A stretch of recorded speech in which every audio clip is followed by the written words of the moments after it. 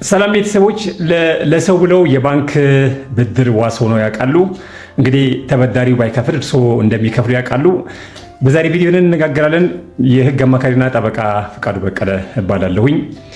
በፍትሐብሔር ቁጥር 1992 ድንጋጌ መሰረት ዋስ መሆን ማለት ተበዳሪው ካልከፈለ እኔ እከፍላለሁ ብሎ ዋስትና መግባት ማለት ነው። ባጭሩ ዋስትና ይሄ ነው።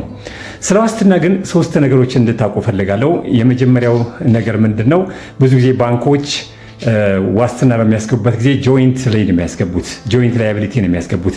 ያ ማለትን ማለት ነው ተበዳሪው ባይከፍል አውቶማቲካሊ እርስዎ ይከፍላሉ ማለት ነው።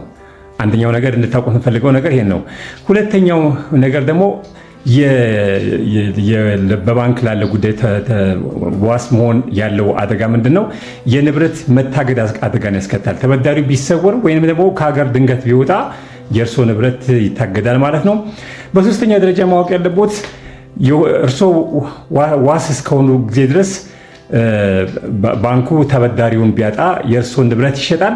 ነገር ግን በስክሪኑ ላይ በምትመለከቱት የፍትሐብሔር ሕግ ድንጋጌዎች መሰረት በተበዳሪው ንብረት የእርሶ ንብረት ተሽጠው ከከፈሉ በኋላ ተበዳሪውን ግን በባንኩ እግር ተተክተው ተበዳሪው መክሰስ እንደሚችሉ በሕግ መብት ያሉት መሆኑን እንድታውቁ ማለት ይህንን ቪዲዮ ያጠቃልላለሁ። እስቲ በዚህ ቪዲዮ ላይ ኮሜንት ካላችሁ በኮሜንት መስጫ ሳጥን ላይ ሀሳባችሁን ማስቀመጥ ትችላላችሁ።